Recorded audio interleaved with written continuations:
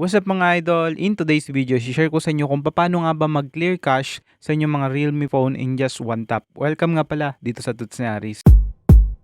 So ayun na nga mga kaibigan, tuturuan ko kayo kung paano mag-clear cache sa inyong mga Realme phone. So kung di nyo alam kung anong magagawa ng pag-clear ng cache, is kapag ka nag-clear up po tayo ng cache sa ating mga smartphone, ang kada application po natin kasi na naka-store sa ating mga smartphone is nag-save yan ng cache data na kung saan kinakailangan natin i-free up yan kasi napakalaki nung kinakain yan sa ating storage. So kung gusto mo mag-free up ng storage or kung may mga application ka na tumatagal yung loading time and pwede makatulong to para makapag speed up ng mga application mo na natatagalan na sa kanyang loading time at marahil may mga iba pang ginagawa ito kapag hindi mo clear yung kanyang cache. So ano nga ba ginagawa ni cache data? So sila yung mga nagsisave ng mga ginagawa mo.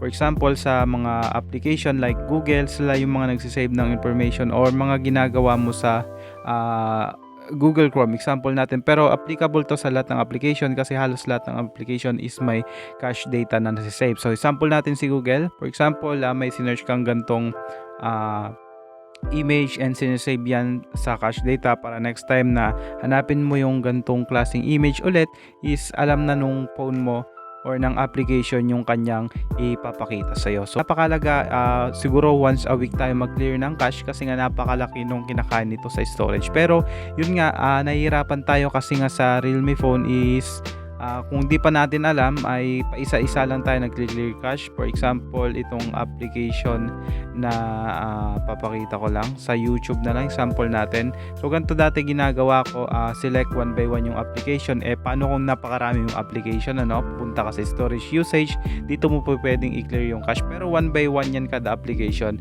So ituturo natin ngayon mga kaibigan, po pwede ka nang mag-clear cache sa lahat ng application sa iyong smartphone by just one tap.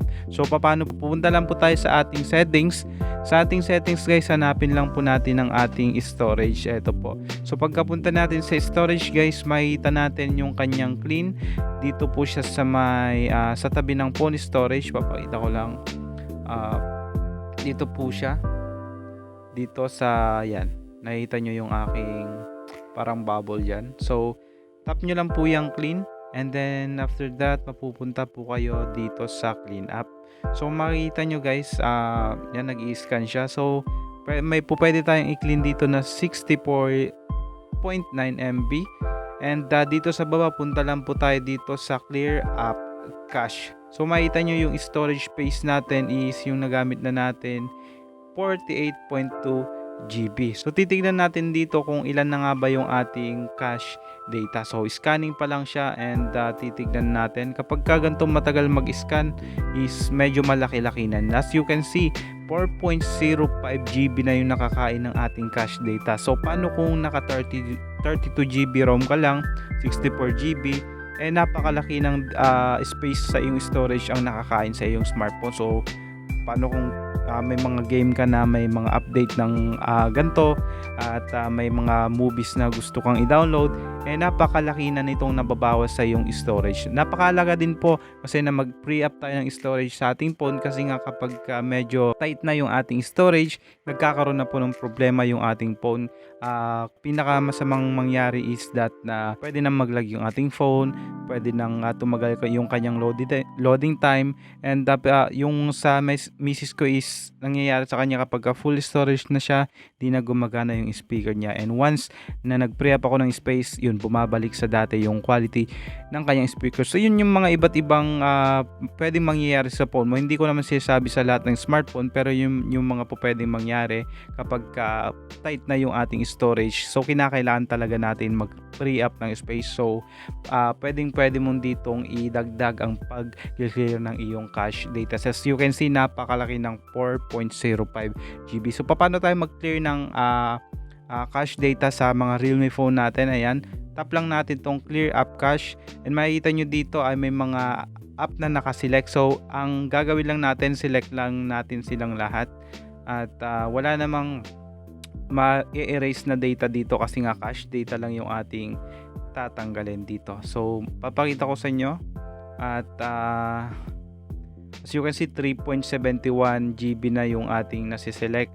and napakarami pang hindi nakaselect dito. So as you can see, 4.05 cache data lang yun mga idol, ano, at napakalaking kinakain na sa ating storage mga idol. So gagawin lang natin after natin maselect lahat ng application na gusto nating ma-clear cache, and pwede na nating itap itong clear cache 3.77 GB. Tap lang natin yan na mabilis, and then delete natin yan. Okay, so dito may mga natira pa, select ulit natin.